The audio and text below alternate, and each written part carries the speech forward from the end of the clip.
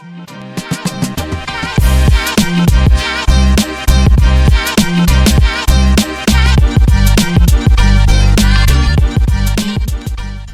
welcome back to the Physique Factory podcast, and today we're going to talk a little bit about Christmas festivities, planning around it. If you do need to plan around it, what you need to do on Christmas Day, if you are doing anything on Christmas Day. So we're just going to dive into that, and straight away I'm going to give you my opinion.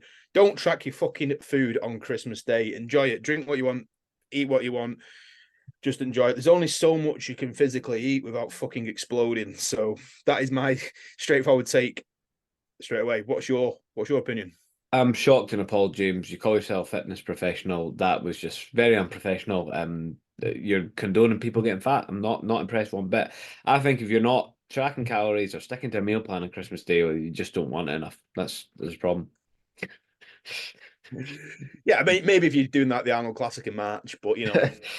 Yeah, to be fair, there will be people out there that are like that. I'm not like a Grinch by any means, but like I don't really fucking care about like, you know, not Christmas, but like holidays and shit like that. I'm not a yeah, like if there was no Christmas, I wouldn't care. It is a little bit different now that we've got Grace because like obviously for them it's fucking great, but yeah, I do like the turkey dinner though. I'm not gonna lie, I do It's like more it. with And kids. I do enjoy it, but like you know what I mean. I'm not one of these people that's like, oh, it's Christmas coming up, I can't wait.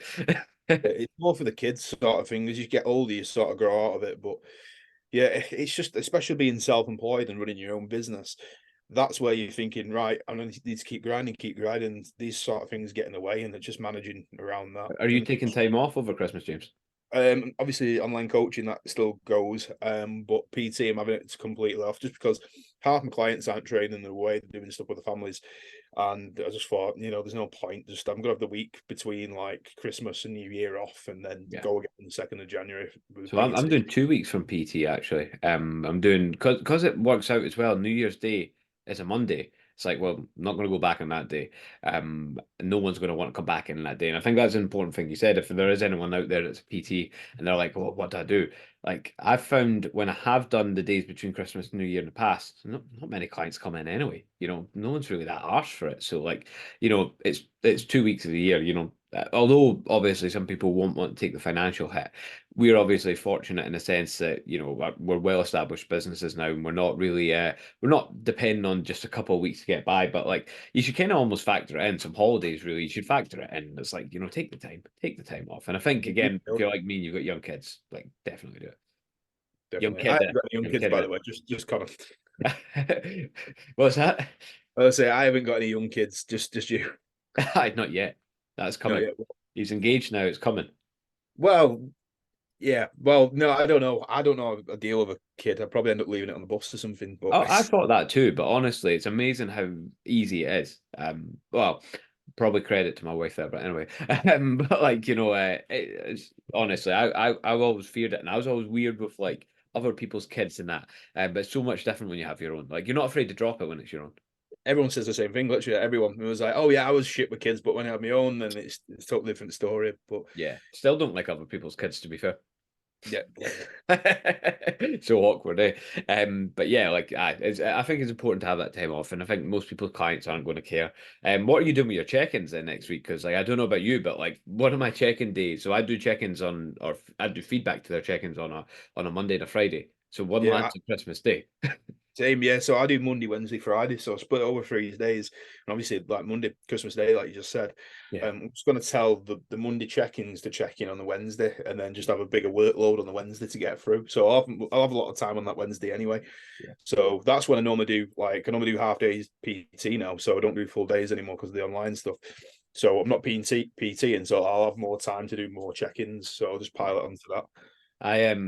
I'll just sit on Christmas Day and do them, as I say, like I'm not bothered for Christmas. So just not checking on Christmas Day. Most of my clients were not checking on Christmas Day. Nah, I've actually took the week off check-ins next week as well. Again, I don't think many people will check in. Don't think many people are asked. So take next week off check-in. So it's basically a full week off being a PT coach, whatever.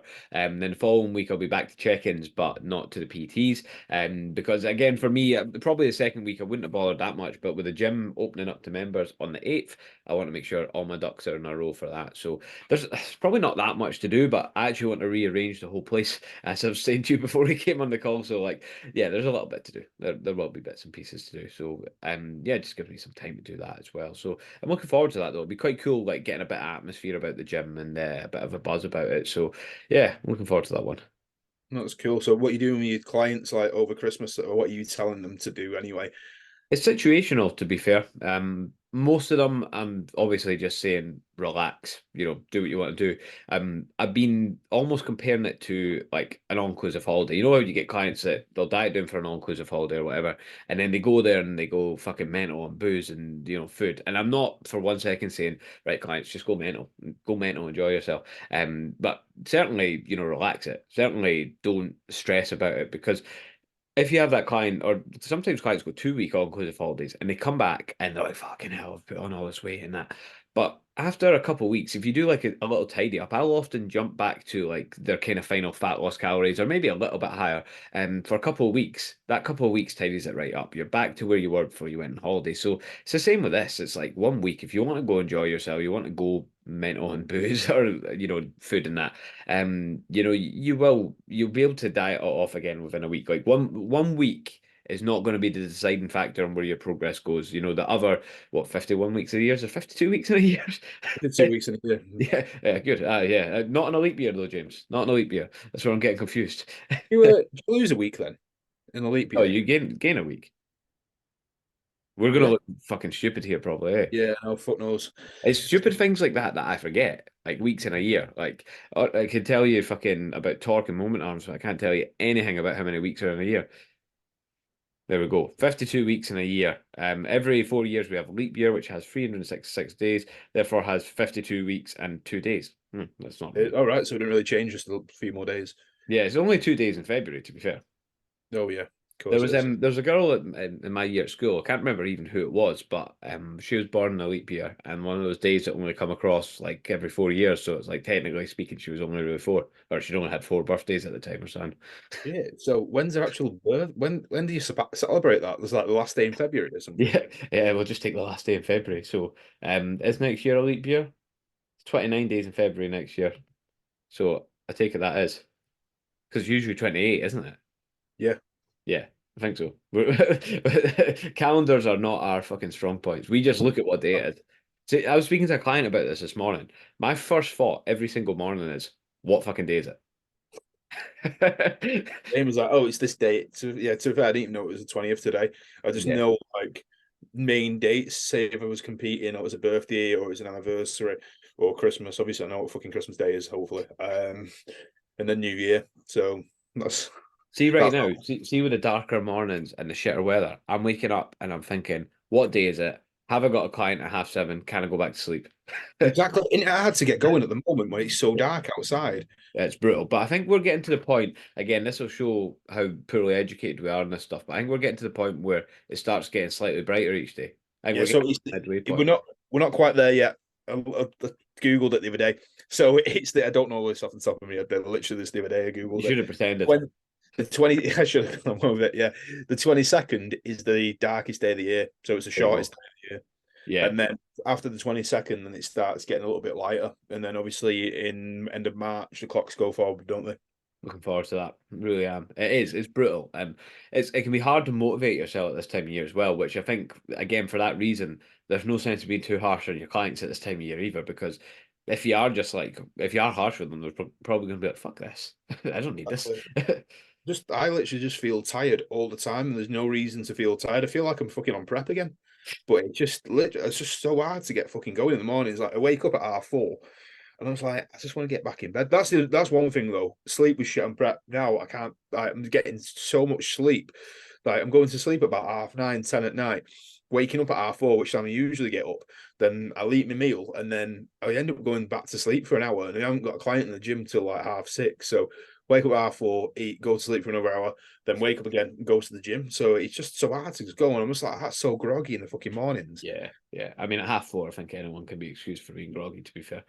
I'm used to that though. I normally get up, stay up at half 4, do some work on my laptop, do a couple of courses, like learn some shit, and then that's what I normally do. But then I just can't fucking get going in the mornings. It's definitely the sunlight thing. I was telling clients you need to be supplementing with vitamin D.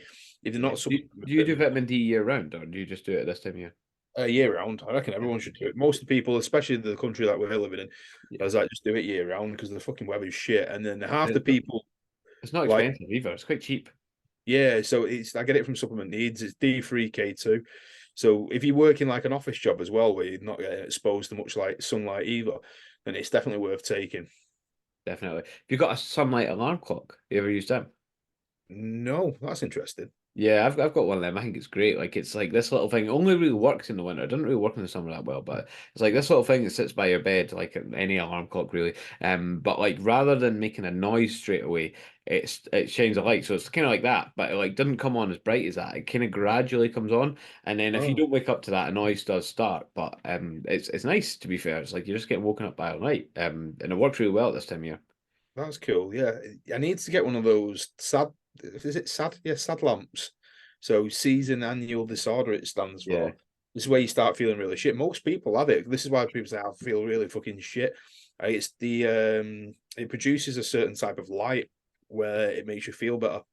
Yeah, yeah. Well, I mean, that's the idea with the sunlight alarm clock too, in a sense. It's not to make you feel better, but it's like more of like getting in line with your kind of natural kind of sleep rhythm, your circadian rhythm. So it's like, to give you that natural wake drive that the sun usually would. So yeah, I would recommend it. I bought mine in Lidl like 3 years ago for 7.99. Not an expensive purchase. You probably get it on Amazon for that price as well. So yeah, well worth trying to be fair. Well worth Oh, trying.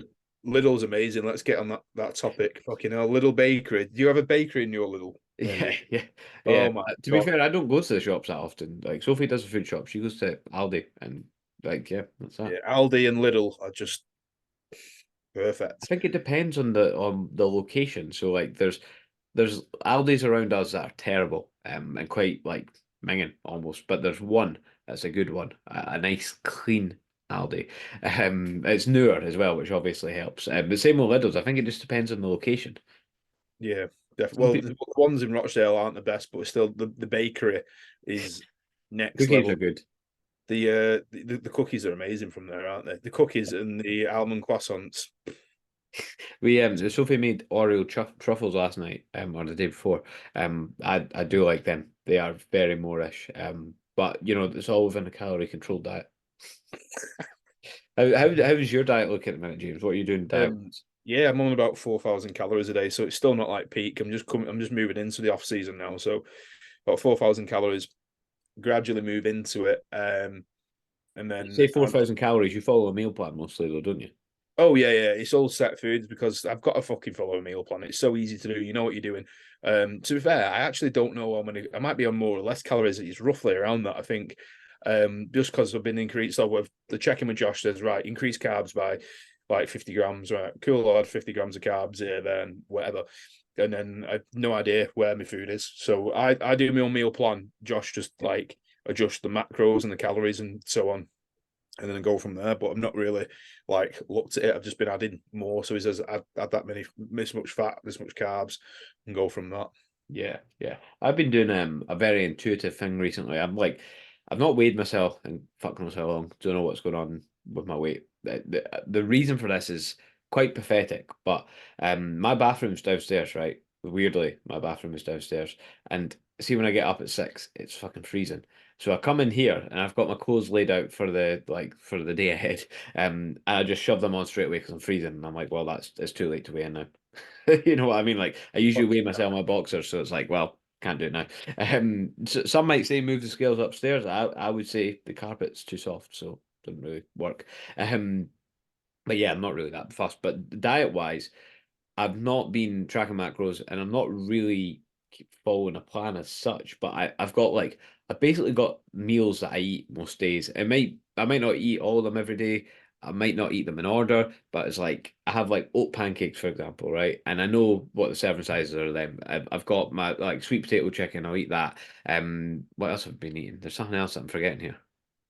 Oh, I've actually been eating quite a shit ton of bagels and low fat bacon, to be fair. But then the Weetabix cheesecake thing, the chicken and rice, and they're all kind of portioned out, and they're all roughly the same kind of calories anyway. I know roughly in my head, so it's just like some sort of combination of those meals each day, same amount of meals each day. But there's probably days where I eat a little bit more some days at the minute, and some days I'll eat a little bit less, and it seems to be like. Hopefully, I'm gaining muscle. I'm getting stronger, so it seems to be working all right. Intuitive eating. If Yeah, you, it's just very chilled out, is what I'd say. Like rather than not chilled out.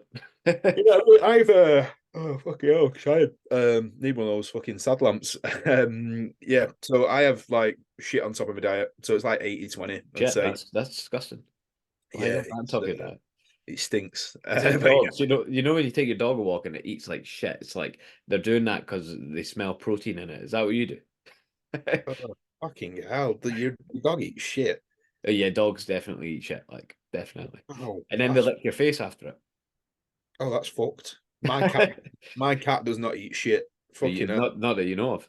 No, he eats live pigeons and shit like that, but he doesn't eat shit like physical shit. That's yeah, Not that you know of. that's fucking brutal. But at But least yeah, cats don't lick you. Well, I mean they do, but like yeah, they don't lick your my face. cat does. Yeah. I That's Sam. actually banned my cat from the house.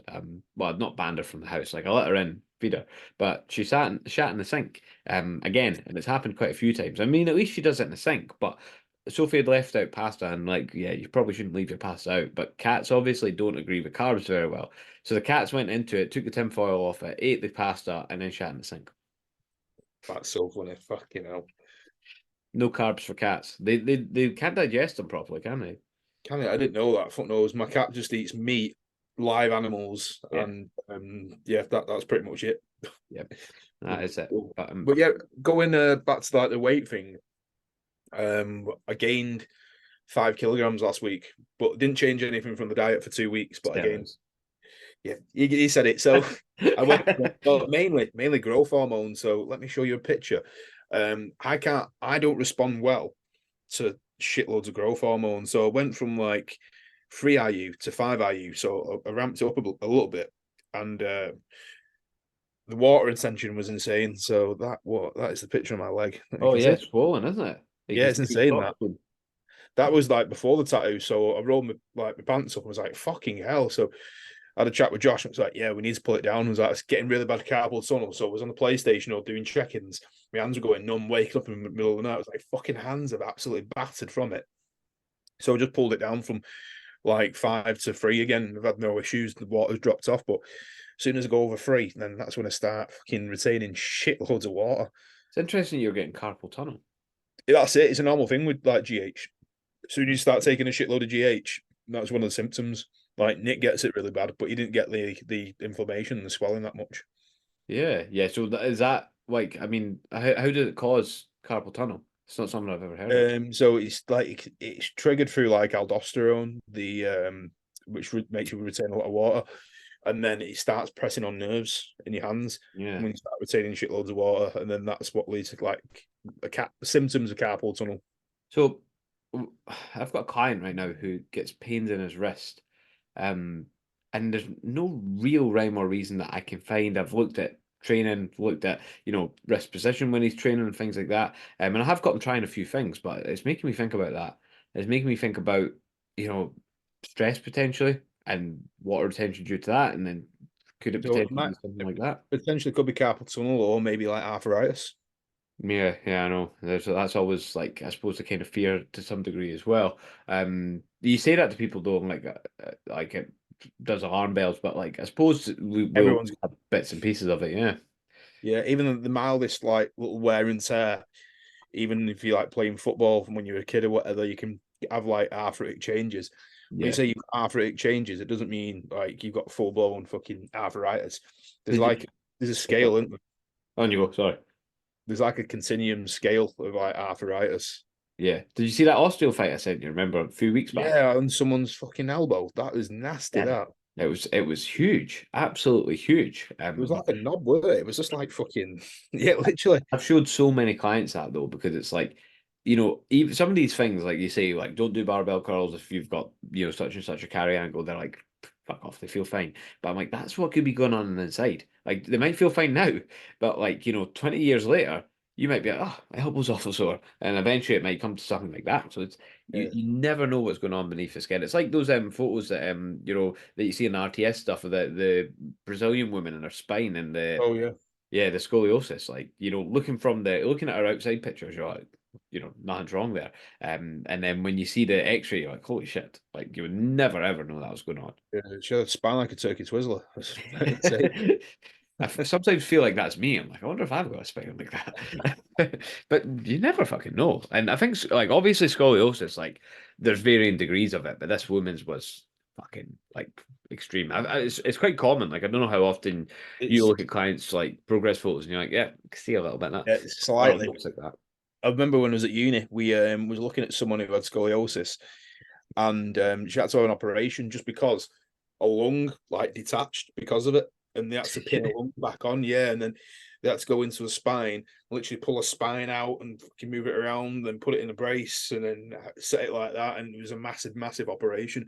But it's crazy how like much scoliosis can affect like internal organs. Obviously, Yeah. because repositioning where they are in terms of in your body. So Yeah.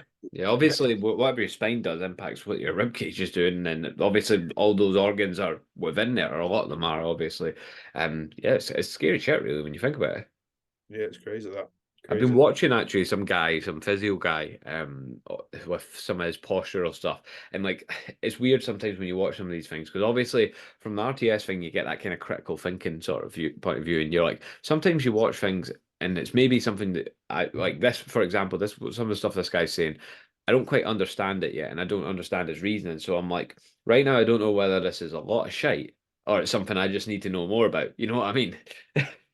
Yeah, people use big words to sound smart though half the time, don't they? So you need to be Well, I careful. mean, part of what this guy's doing, and I'm not giving you a lot of context here, but like he's talking about pushing the top of your tongue into the top of your mouth, or your tongue into the top of your mouth, and that affecting your posture. I'm like, how?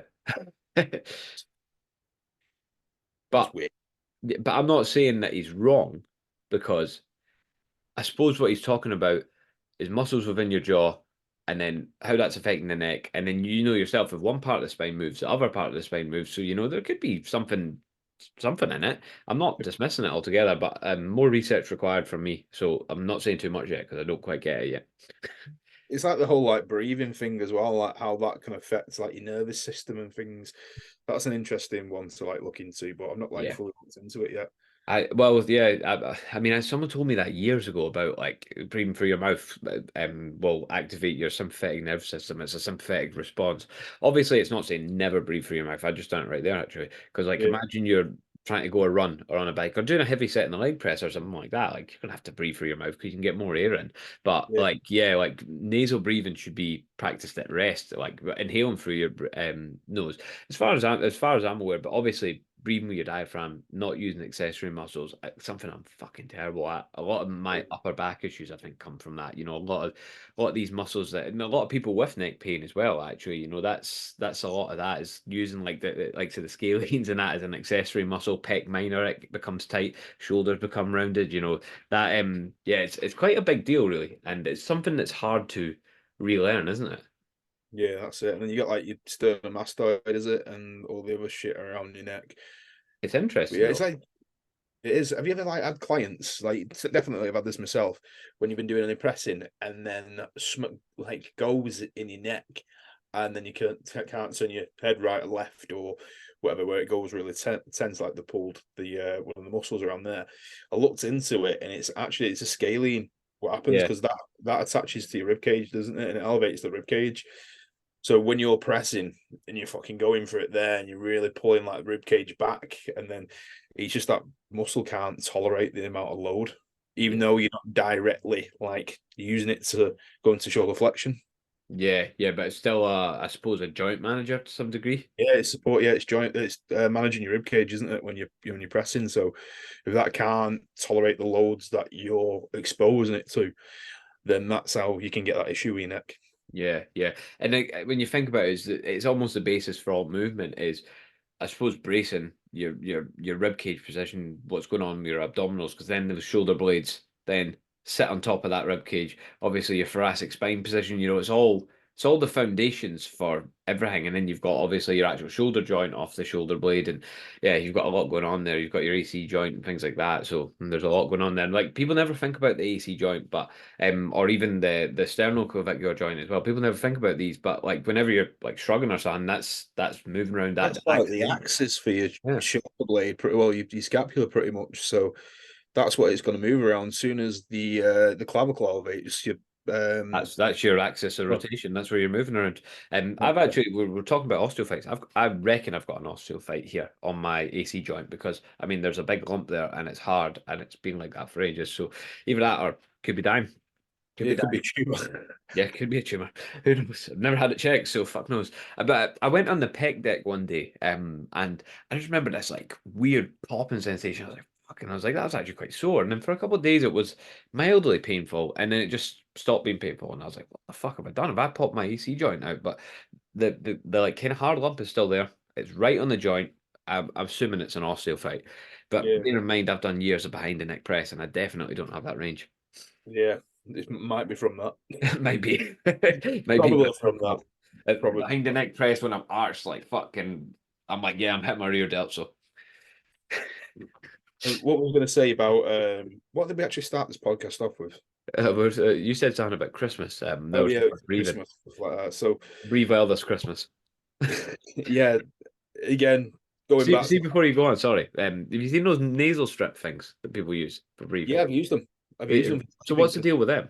They just open like your thing, whatever it's called. Fucking hell, what's it called? Can't think of the word. Opens your sinuses. Ah, So right, yeah. yeah, it opens your sinuses and you're able to breathe a little bit more. What do So you think they rate them? it helps me with sleeping. I'm not using them in the gym, but a lot of people use them. Yeah. Going back to that, just pressing your tongue against the top of your mouth. So I was talking about this earlier with a client. We tried it out, right? And if you press your tongue against the top of your mouth, I feel like you can breathe better through your nose. I don't know if I'm just making that up, but I feel like you It, can. it's not like automatically shuts your mouth. Yeah, I suppose so. But I feel like I get clearer breath from my nose when I do that than if I'm not pressing my tongue against the roof of my mouth. But I don't know if that's just like, I don't know. I might just be making that up. That might just be a weird thing that's going on. Are you No, trying it right now? yeah, I was trying it right now. I couldn't open my mouth really when you do it, so it's forcing you to I breathe mean, through it your nose. forces you to, yeah, yeah. Yeah. But fuck knows. It's again, don't take any of this and go away and do it because more research is required from me. It's anecdotal evidence. This is stuff that I'm exploring right now, and I don't have any answers for, so don't take that from me. Which is a good thing. Admitting you don't know it all, because I definitely do not fucking know it all. Do you ever like open up like I don't know joint structure and function, one of our favorite textbooks? Do you ever open it up and you're like, there's so much I don't know that I Yeah, want to know. It's like where do you start? exactly. There's a lot with that, and then you can look into physiology, you can look into like nutrition, deeper into it. There's so much Yeah. fucking to. But the thing is, you can only learn so much, and things start getting like pushed out, and your brain can only retain so much unless And you use it all the time. yeah, and then it comes back to what's applicable, and you remember what's applicable. Again, we obviously talk about RTS a lot, and I found a lot of the RTS stuff so applicable, especially when you're training people in the gym. So applicable. Can't rate that highly enough. They're not paying me either, so there you go. Anyway, Christmas. So let's talk about what you wanted to talk about. Yeah, back to that topic. So yeah, the main thing that we're saying about over Christmas is Christmas Day. There's literally only so much you can eat, isn't there? So I like my clients literally do what they want on Christmas Day, and then if they're going out for social meals like around Christmas and they want to still like follow some sort of like plan or whatever, I just tell them to eat shitloads of protein, and then just make sure they're not eating a shitload of saturated fat, they're not eating a shitload of processed foods, anything that's going to cause loads of inflammation. And then just You're like clients don't eat a shitload of saturated fat, and they're here with a slice of cheesecake. Like, yeah, sure, sure. yeah, yeah, it's Christmas Day, it's fine. Like I said, I mean, if 80% of your diet's cool and it hasn't got those saturated fats, those processed foods, You need some saturated fat. Don't like then don't yeah, feel like he's like yeah, that's it. So 10% of your diet should contain saturated. Well, 10% of your fat intake should be saturated fat. So But again, you can start looking at like things like trans fats, and then you don't want any of those in your diet. So they're Um, like saturated, so basically saturated fats, just like the fucking the dense fats that you see in like the outside of meats. That's all it is. So it's the harder stuff where at room temperature it hold its form. But yeah, yeah. It's like um, when you cook bacon, right? If you cook bacon on a bacon tray, and then like all the fat that stays around after it, if you leave that, it'll go hard, and that's saturated fat for you. But you need like it's essential like within kind of hormone productions and things like that. And like when it comes down to like your cells as well, so there's like membrane around your cells. You need a combination of like saturated and unsaturated fats because too much of either one can be bad. Because it's the I'm trying to remember, I read about it recently, and it's like something to do with that barrier around the cell. And if you don't have enough saturated fat, that can actually be too soft and too easy for things to enter the cell. And if you have too much of it, too hard. Is what I was reading. Again, do not quote me on that, but that's precision nutrition. I was yeah, reading. endothelial cells.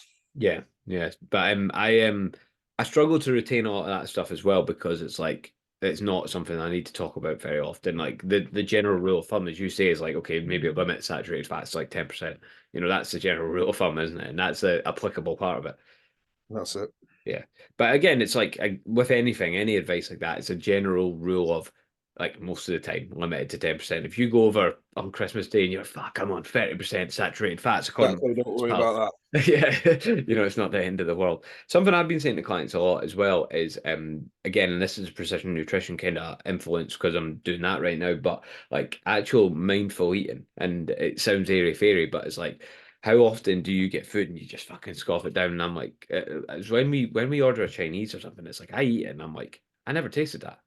Yeah, it's gone. Literally, you Yeah. need to sit there, eat it, and think about eating it. And That's the just main chew thing. Is it like, properly, chew it till it's liquid like, and then like it gives those hunger hormones a chance to actually like regulate. Your brain has a chance to talk to your hypothalamus and then fucking get things regulated so that you actually start feeling full. But like again, precision nutrition talk about if people slow down their eating, generally speaking, people lose fat because they end up eating less. Like as simple as that. exactly, digestion's going to be improved as well because you're not eating full boluses of fucking food where it's just going to hit your digestive system and cause all sort of fucking disasters. You don't think like personal trainers and like coaches are the worst for that as well? It's Oh like yeah, yeah. just throwing Between food down. clients, yeah, Yeah. literally. So you've got about 10 minutes between each client, and you fucking rush into the back, nail your prep box of fucking chicken and rice in literally about a minute, and then you're back out on the gym floor. So yeah, it's not good. But that's when you might look at if you haven't got a lot of time, it's what I usually say to clients is like, well, pick foods that are easily digestible. Don't have the fucking steak, have the yogurt. You know what I mean? Like something that's going to go down easier. If you're in a rush, something that's going to go down easier is going to be a better option. Just like a fucking whey shake. That'd be easy just to get the It's protein in. it's where your cream of rice might actually come in quite good. You know that. That's it. Cream out or highly branched cyclodextrin, where you can just fucking swig it, and that's When you have cream of rice, does it make you almost shit yourself? no, everything digests well like that for me. Mm. When I've tried it in the past, I've basically had to run to the toilet after. Might be the sweeteners that they use in it because I get that with clients. If they get like a cheap cream of rice, use it, and I was like, right, what fucking sweeteners are they using? Because obviously those sweeteners aren't agreeing with your Yeah. digestive system. To be fair, like sugar alcohols and the sweeteners that I have, I'm pretty much my gut can take anything, except from what happened like the other year. It couldn't take whatever that was, No, but you could not take that. But yeah. going back to the whole Christmas thing, like, is there anything like different you guys do in England that we don't do in Scotland? Like, so here's a weird thing, right? Sophie knows a lot of people, or not knows a lot of people, like maybe well, she obviously doesn't know them, but she's got them on like Instagram or whatever, Facebook. And in Ireland, I'm assuming, and they like don't wrap the presents. They just like leave the boxes there for the kids to find. Like, Oh, and that's weird. yeah, that is fucking weird, isn't it? Yeah, no, you wrap your presents, or you have them in like a bag, like a present bag thing where you put them in and Yeah, yeah, gift bag sort of thing. Yeah, yeah. yeah, that's it. But So maybe if it's like a bike or something, like that can't be wrapped, like yeah, fair you enough. put a bow on it or something like that. Or maybe it's a dog. You can't wrap a fucking dog, can you? Yeah, So but we're talking like boxes, like Barbies or whatever, for example. I didn't get Barbies when I was younger. I'm thinking about Grace, right? But it was all wrestlers for me when I was younger, WWE figures and then Rey that. Mysterio. Ah, yeah, but like yeah, like but it's not the same when it's like just a box. Like imagine the kid coming downstairs, like, all right, cool, you know, there's nothing to do. You can open the box, obviously, but the unwrapping is part of it, surely. That's it, yeah. It's you're like, oh, what the fuck's this? And you're getting excited, and then yeah, that's the whole part of Christmas. But no, I'm trying to think if there's anything that we do in England that we don't do, what you don't do in Scotland. Well, I Yeah, don't know. like food wise, what's your Christmas dinner usually like? I know everyone does it a bit different, but there's general rules of thumb, isn't there? Yeah, we've got turkey, gammon. Oh, we don't do that. We just do haggis. Oh, do you? No, we don't do haggis. It's that's a Scottish thing. Nah, I'm joking. Oh, yeah, I no, wouldn't mind that. yeah, Haggis is good. yeah. I wouldn't mind trying haggis. It sounds good. It sounds. Well, when James is buying a car soon, he'll do his road trip up here, and we'll get it filmed. We'll get a YouTube Haggis. of Yeah, I James need trying to haggis get for the first time. one of those fucking potato scones, whatever you call them. That is Scotland, yeah. Yeah, that tatty scones and some haggis. But for Christmas dinner, so turkey, gammon, potato, mashed potato, parsnips, bit of gravy, Brussels sprouts.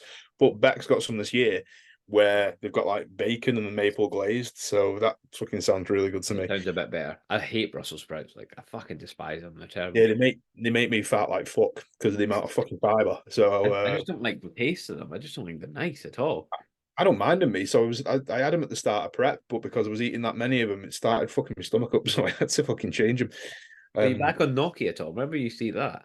Yeah, no, I'm not on that yet. I'm just on like a shitload of rice. But I think as soon as rice starts getting to about like 125 grams a meal, that Yeah. raw weight, that's when like potato starts coming in and that. But gnocchi's just easy to cook, and I just whack it in the fucking microwave and then bang. But that's it. But No, yeah, your Christmas dinner sounds much the same, to be fair. Don't think yeah, it's that's it. There's not. I can't. Am I missing anything? Carrots. That's it. Yeah. Oh, we bit of cranberry sauce on the side. yeah, I was hoping for some cultural differences there to get a talking point and get people reacting, but I think hopefully the Christmas present thing's enough because that's fucking weird. Like, Yeah, it's mad that, isn't it? yeah, poor kids. Yeah, but laziness from the parents. Yeah, it is. That's it. The whole of Ireland. Lazy. Yeah, I don't know if it's an Irish figure or what, but like I'm sure like that's what she told me. She's like, oh yeah, there's loads of people that don't wrap their presents, and she's like, do people do that here? I'm like, not that I know of. Yeah, that's weird, isn't it? Just shit parents. Yeah, lazy There's going to be parents. someone listening to this like, I'm not a shit parent. How dare you? I'm going to report this podcast if it's not already been reported. Get this one clipped up. But This has but been yeah, a tame one, to be fair. We've been fairly good in this one. yeah, I can't think of anything else that we do different. I mean, like pudding wise, I think Beck's doing. She's making a cheesecake, and then that's normal. I like Christmas pudding. That's like Yeah, standard. I don't know if I've actually ever tried Christmas pudding. You know what? It's good. It's not something I think right. I really want, but because it's like an occasional thing, right? Yeah, I'm quite yeah. sweet just because it's an occasion. So I don't mind Christmas pudding. There's things like, have you tried Stollen? No, I've never even heard of that. It looks good. I can't really explain it, but it looks good. So they had it again, Aldi. So they have like What's it called? Yeah, Stollen, Stollen. All right. It looks good to me, but I've not tried it. Looks like a kind of fruit loaf sort of thing. Yeah, it looks decent. It looks like a bit harder though, like it's been baked. Yeah, I'll let me share this for the people on YouTube. But you've still got you can I think yeah, you're allowed to. Yeah. There we go. This is what we're looking at. It looks decent, to be fair. It looks like something I would eat. Yeah, that's it. Again, not something I would go crazy for, but yeah, looks decent. What about mince pies? You're a mince pie fan? Oh yeah, I can eat those. Yeah, I'm quite a fan of them. Like it took me a while. It's like I feel like the first time I had them, it was like having your first beer. You're like, okay, I don't like this, but I'm going to stick with it anyway to look cool. It's exactly, yeah, it is exactly that. I don't mind mince pies. But yeah, and then was in Tesco, and then we saw like the mince meat, what goes in mince pie is not actually Yeah. mince meat. I said to Becca, I was like, oh, there's some mince meat. She was like, ew. I was like, it just goes in mince pies. Like, oh, I hate mince pies. But like, do you mean a mince pie like is in like an actual pie that has mince in it? No, it's in like the mince that goes into actual mince Christmas mince pies, like the fucking raisins and all that sort of shit. Sometimes apparently they're meant to have actual meat in them, but I don't know if any of the ones I've ate have actually had meat in them. Yeah, no, I've never had one with meat. Like a mix of meat and like not vegetables, but fruits and things like that. Oh, that's a bit too much, that, isn't it? Yeah, I don't know, but like So a mince pie also to me would be like a Scotch pie. You know what a Scotch pie is? Nope. Right. Let's get this share screen back up. Wait a minute. Let me grab one up. Scotch pie. Scotch pie in a roll. That's what comes up on Google. Quite a good choice of meal that as well. Surely like I don't know if you like that. Like you know what I mean? Oh yeah, that's just like That's actually a haggis and Scotch pie, that one, which also a very good shout. But there we go, Scotch pie. like a meat and potato pie. Yeah, there's no potato in it though. It's just Yeah, like that's meat. it. Meat But pie. £7. How many of them are you getting for that? Jesus Christ. But yeah, again, not something I eat a lot of, but quite a fan of them. Quite a fan when I'd I eat do. that. Looks nice. Yeah, they're pretty decent. And there you go, Scotch pie in a roll. Nice. Some brown sauce and that would go down well. What about a Scotch egg? I'm not a massive fan of them. I got slated for having it within my meal deal on Instagram the other day. Not a massive fan, but we're going to this place on New Year's Eve for dinner. They do a what is that? A haggis Scotch egg. Very good. Oh, that's cool. That sounds good. Yeah, it is very good to be fair. That's where we can take you when you come up, James, and get your first bit of haggis in you. Yeah, I wouldn't mind something like that. I'm up for like trying out the cultural The cuisine. local cuisine. Yeah. We'll have this video and James will be like wearing a kilt and everything and Braveheart and screaming, freedom. Try and make the most out of it. Aye, that's it. That's it. Never mind coming to the fucking gym. We're going out to free Scotland. And then do a bit from train spotting, try the local like heroin and stuff, Yeah, and then yeah, the local heroin. It's quite good actually. Yeah, I think it's really good actually. Yeah, it's hard to come off it. That's a problem. It's not very yeah, good if you're on a like gaining diet as well. Like if you're trying to bulk up, like put you off eating. Great if you're trying to lose weight though. yeah. But as you can see from the results, Exactly. That brings it on to a nice point of weight loss versus fat loss. Two very different things. oh yeah, Just very look at a different. junkie. That's weight loss. Right. I think we'll wrap that up. We call it a day of that. Yeah, Yeah. yeah. The No, that's heroin cool. I tap think was we've coming got out again. Let's stop it while we're ahead. what it gets. Yeah. But cool.